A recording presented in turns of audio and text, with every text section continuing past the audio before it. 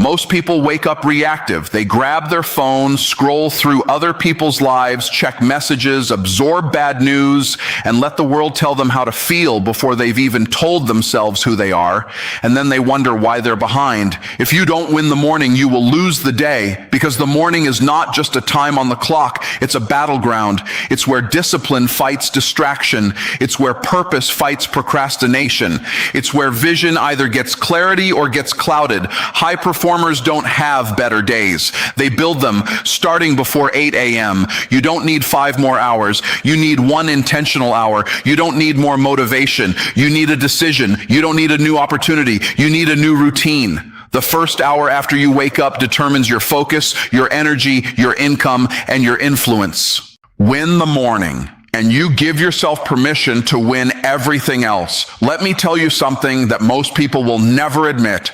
The first thing you do in the morning is not a habit. It's a declaration. It's a declaration of who's in control. If the first thing you do when you wake up is reach for your phone, you're not starting your day. You're surrendering it. Before your feet even touch the ground, you've already allowed notifications, opinions, headlines, and other people's agendas to invade your mind. And then you wonder why you feel distracted. You wonder why you feel behind. You wonder why you feel anxious. You didn't lose the day at noon. You lost it in the first 5 minutes. Because whoever controls your focus controls your future. Your mind in the morning is in its most impressionable state. It's fresh, it's clear, it's powerful. And what you feed it first multiplies throughout the day. If you feed it fear, you'll look for problems. If you feed it comparison, you'll feel inadequate. If you feed it distraction, you'll struggle to concentrate. But if you feed it intention, you'll operate with authority. High performers don't accidentally have productive days. They decide them. And that decision begins before the world gets access to them. You have to understand something. Your phone is not evil, but it is strategic. Social media platforms are designed to capture attention. News outlets are designed to trigger emotion. Email inboxes are designed to demand response. None of those things were created to build your vision. They were created to pull you into someone else's. So if you wake up and immediately consume, you are training your brain to react instead of lead. And leaders don't react, they respond. There's a difference. When you react, you move emotionally. When you respond, you move intentionally.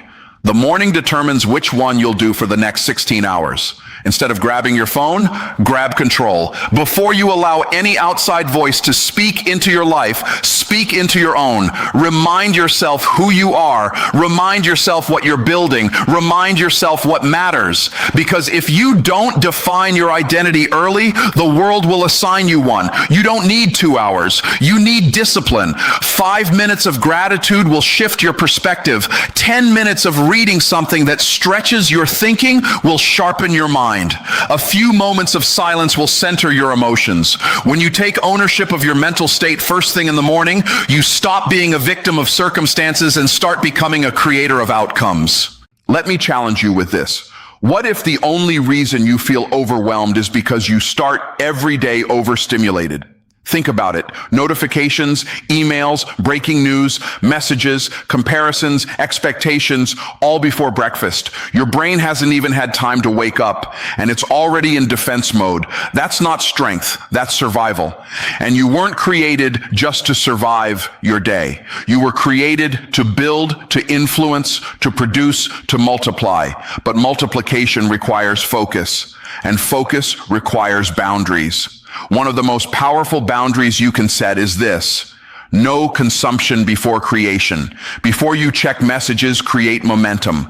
Before you scroll, study. Before you respond to demands, review your direction. When you do this consistently, something shifts. You stop feeling rushed. You stop feeling scattered. You stop feeling like life is happening to you. Instead, you begin moving with clarity. You begin moving with purpose. And clarity creates confidence. Confidence isn't loud, it's not hype, it's not motivational music playing in the background. Confidence is the quiet certainty that you are operating from intention, not impulse. Every morning you wake up, you stand at a doorway. On one side is distraction, on the other side is direction. The door you walk through is chosen by your first decision. You don't need a new year to reset your life, you need a new morning routine. Because if you can win the battle for your mind in the first moments of the day, everything else becomes easier. Decisions become clearer. Emotions become steadier. Productivity becomes sharper. You're no longer chasing the day. You're directing it. Control your mind before the world does.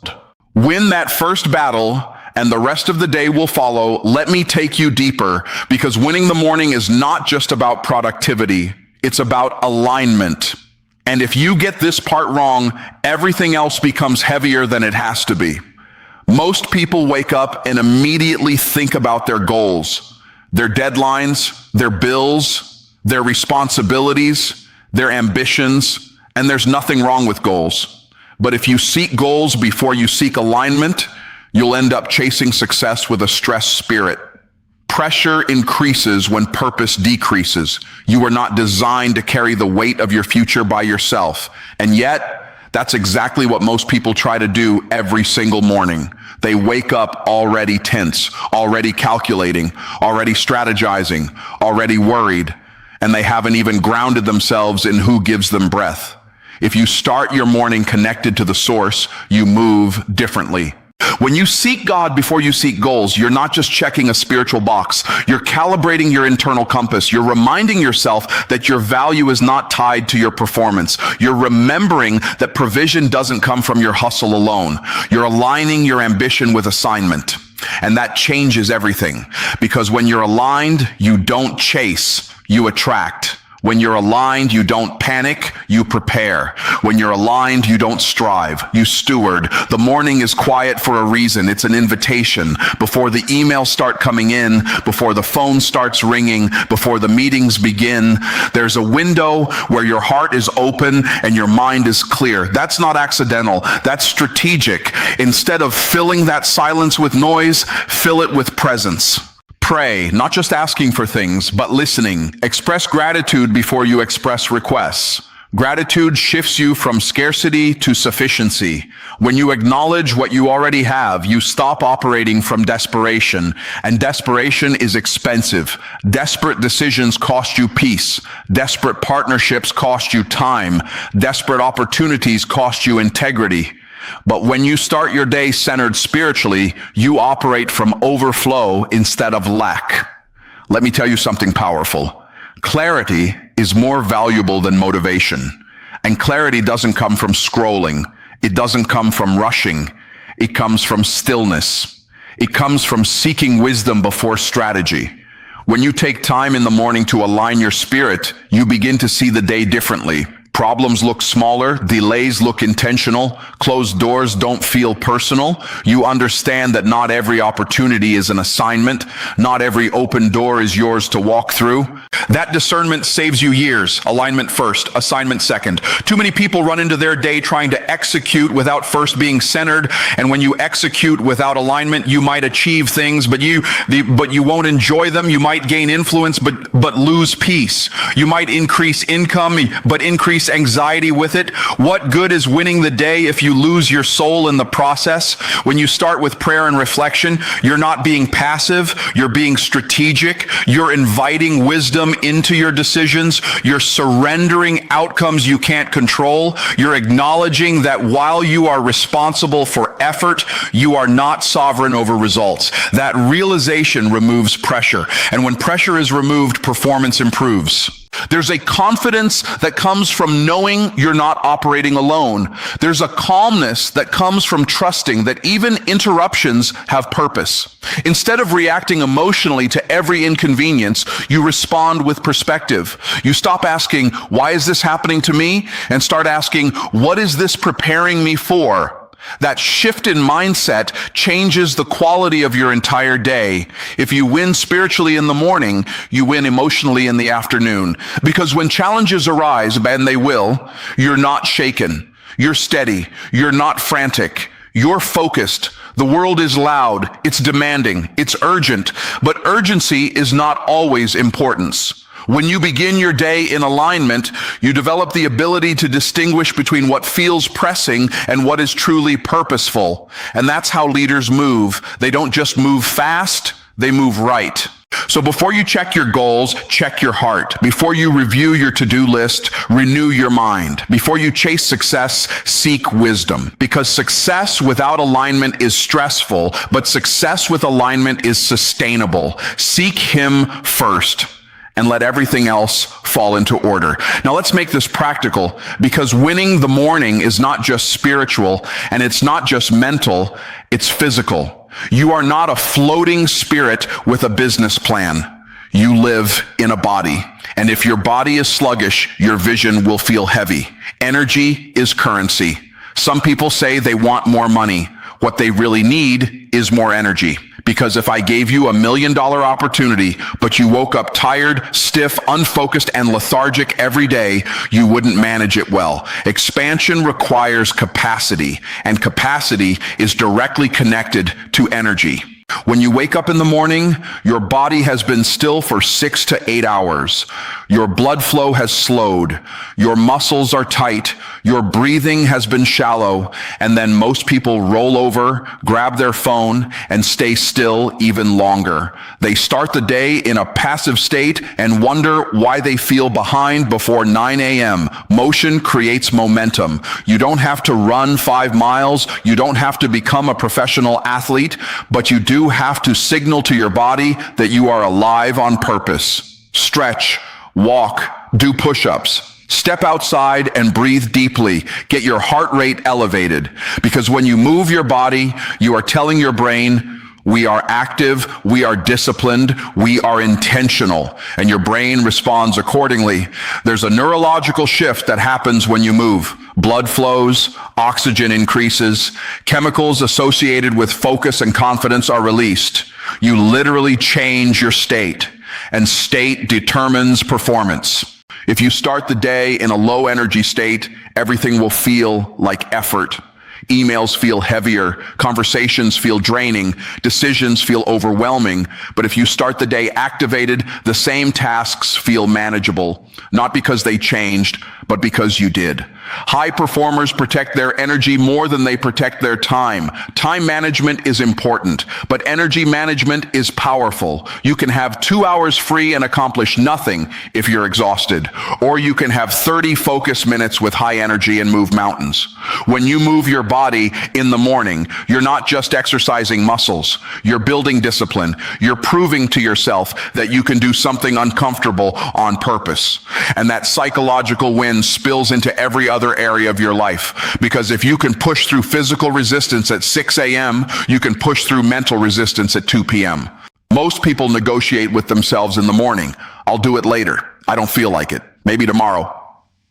And every time they give in, they reinforce weakness. They strengthen the habit of delay. But when you get up and move anyway, even when you don't feel like it, you reinforce identity. You become the kind of person who acts despite emotion. And successful people act based on decisions, not feelings. Let me say something that might challenge you. Fatigue is not always physical. Sometimes it's the result of stagnation. When you sit too long, think too long, hesitate too long, your body mirrors that hesitation. Movement breaks that cycle. There's something powerful about stepping outside early in the morning, feeling the air, seeing the light change, reminding yourself that the world is bigger than your inbox. It recalibrates you. It expands perspective. It wakes up gratitude, and gratitude fuels endurance. When you're physically energized, your posture changes, your breathing changes, your tone changes. You walk into rooms differently. People can feel it. Energy is contagious. If you show up drained, you drain others. If you show up alive, you elevate the room. You cannot inspire people consistently if you are constantly exhausted. Now understand this. The goal isn't aesthetics, it's activation. This isn't about looking impressive, it's about being effective. Your body is a vehicle for your assignment. If the vehicle is neglected, the mission slows down. Small daily movements compound. 10 minutes today, 15 tomorrow, a short walk, a simple routine. Consistency builds strength. Strength builds stamina. And stamina allows you to sustain success without burning out. Burnout often isn't caused by too much work. It's caused by too little renewal. Morning movement is renewal. It resets your nervous system. It reduces stress. It increases clarity. It prepares you to execute the spiritual alignment and mental focus you've already established. It's the bridge between intention and action. When you move your body first, you create forward motion before the world makes demands. You generate progress before problems appear. You step into the day already winning. And when you win physically, you reinforce that you are not passive in your own life. You are proactive. You are disciplined. You are building capacity. Move your body and you move your life. Now let's bring this into focus, because once your mind is guarded, your spirit is aligned, and your body is activated, there's one more thing that separates productive people from powerful people. It's decision. Most people don't lose their day because they're lazy. They lose their day because they're scattered. They wake up with 10 priorities, 20 notifications, 30 responsibilities, and no clarity. So they spend the entire day busy but not effective. Activity is not achievement. If you really want to win the morning, you have to decide your top one win for the day. Not 5, not 10, 1. Ask yourself a simple question. If I accomplish this one thing today, regardless of what else happens, the day is a success. What is it? That question forces clarity. Clarity eliminates overwhelm. Overwhelm is what happens when everything feels equally important, but everything is not equally important. Some tasks move the needle, others just maintain motion. You don't get paid for being busy, you get paid for being valuable, and value usually comes from one meaningful action executed with focus. Here's what most people do. They start their morning reacting to emails, responding to minor requests, handling small fires. By noon, they've checked off 10 tiny tasks and feel productive. But the one thing that actually grows their business, increases their income, deepens their relationships, or strengthens their future hasn't been touched. So they push it to tomorrow. And tomorrow becomes next week becomes next month, and next month becomes regret. High achievers flip that pattern. They identify the needle-moving action early, and they attack it before the world gets loud. Why? Because willpower is strongest in the morning. Decision fatigue hasn't set in yet. Distractions are fewer.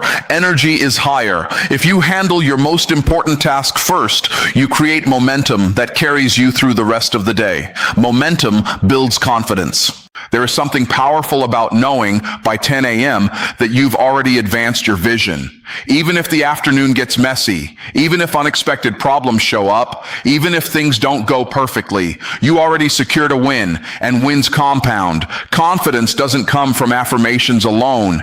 It comes from evidence. When you repeatedly prove to yourself that you can execute what matters most, your self-trust increases. And self-trust is the foundation of leadership. Let me challenge you here. If you don't decide your top priority, someone else will decide it for you. Your inbox will decide. Your phone will decide. Other people's emergencies will decide. And you will spend your life building everyone else's agenda while neglecting your own assignment. That's not productivity. That's permission. You are giving the world permission to control your output. When you wake up and define your one major win, you're taking that control back. You're saying, no matter what happens today, this gets done. And when you operate with that level of intentionality, you stop feeling like a victim of time.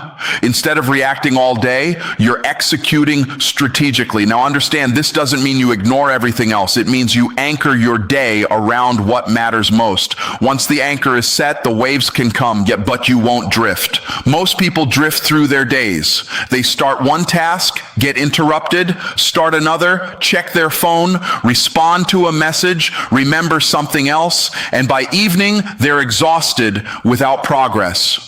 Exhaustion without progress is discouraging. Progress, even small progress, is energizing.